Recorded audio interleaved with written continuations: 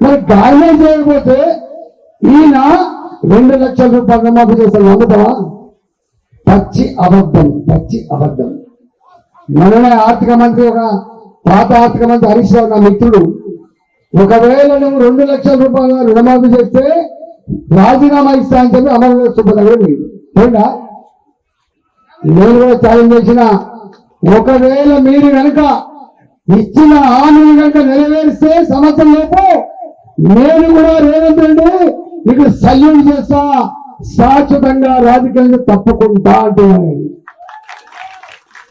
ఇవాళ మాట మాట్లాడితే వెలుగు ఉండాలి, నాలుకకు నరం ఉండాలి. కానీ రేవంత్ రెడ్డి గారికి నరం లేదు, ఏది పడితే మాట్లాడతాడు. అధికారం ఉంటే ఒక మాట, అధికారం లేకపోతే మరో మాట.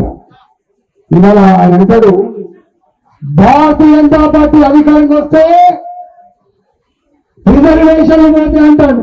పోతే రిజర్వేషన్లు పోతే అంటున్నా. మోడీ గారు 10 ఏళ్ళు రాలేదా? మరి 10 ఏళ్ల కాలంలో పోనీ రిజర్వేషన్, 30 ఏళ్లుగా గుజరాత్ లో అధికారంలో పార్టీ అక్కడ పోనీ రిజర్వేషన్, 20 ఏళ్లుగా మధ్యప్రదేశ్ లో అధికారంలో భారతీయ జనతా పార్టీ అక్కడ పోనీ రిజర్వేషన్. ఇప్పుడు దాని ఎంత దుర్మార్గపు మాటలైనా బట్ట కాల్చి మీదేస్తాడు. నువ్వు కాచుకో రేవంత్ రెడ్డి గారు, ఇలాంటి మాటలకు రాబోయే కాలంలో మూల్యం చెల్లించక తప్పదని చెప్పి చేస్తా ఉన్నాం.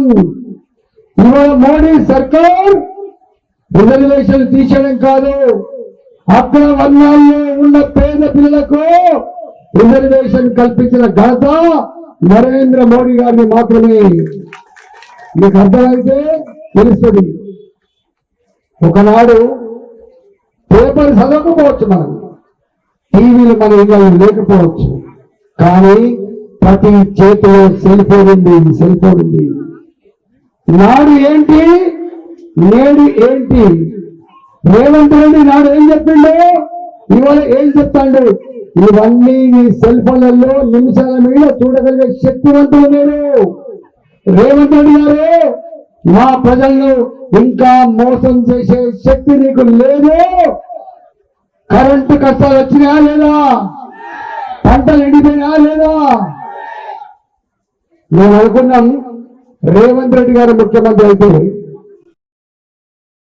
ఇస్తారనుకున్నాం, ఆటో డ్రైవర్లు 12,000 రూపాయలు ఇస్తారనుకున్నాం, అడ్డ మీద కూలి చేసుకుంటే 12,000 రూపాయలు ఇస్తారనుకున్నాం, గీట్లు చేస్తారనుకున్నాం. కానీ ఏం పని చేస్తున్నాడు తెలుసా?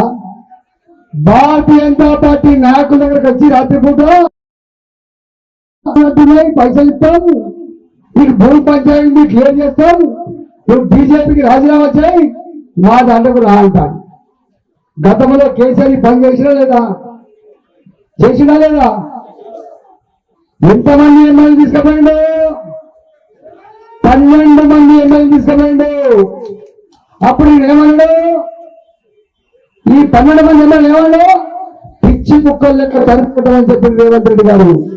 నేను అడుగుతున్నా, నీవు కూడా ఈ హైదరాబాద్ సికింద్రాబాద్ పార్లమెంట్ సభ్యుడిగా పోటీ చేస్తున్నా దానం నాగేంద్ర గారు ఏ పార్టీ గెలిచిండు? BRS party. రాజీనామా చేసిండా? ఇప్పుడు దేనికి పోటీ చేస్తాడు? కాంగ్రెస్ పార్టీ అభ్యర్థిగా పోటీ చేస్తాడు. మీ రాహుల్ గాంధీ మాత్రం ఒక పార్టీలో కలిసి ఇంకొక పార్టీకి పోతే సభ్యత్వమే రద్దు చేస్తా అని చెప్పి మేనిఫెస్టోలో పెట్టిండు. అంటే 2 నాలుకలతో 2 పద్ధతులు. కేంద్ర పార్టీకి ఒక పాలసీ ఉంటుందా? రాష్ట్ర పార్టీకి ఒక పాలసీ ఉంటుందా? పూటకో మాట చెప్పి కాలం గడిపే పార్టీ కాంగ్రెస్ పార్టీ. ఇప్పుడు ఆపరేషన్ లేకుండానే మోకాళ్లకు ప్లాస్మా ట్రీట్మెంట్, మీ ఆర్థోపెడిక్ సమస్యలన్నిటికీ రోబోటిక్ టెక్నాలజీ ద్వారా తక్కువ ఖర్చుతో శాశ్వత పరిష్కారం. ఫ్రీ కన్సల్టేషన్, ప్రతి ట్రీట్మెంట్ పై 20% డిస్కౌంట్. ఈ ఆఫర్ కొద్ది రోజులు మాత్రమే. త్వరపడండి. V9 hospitals 9281465842.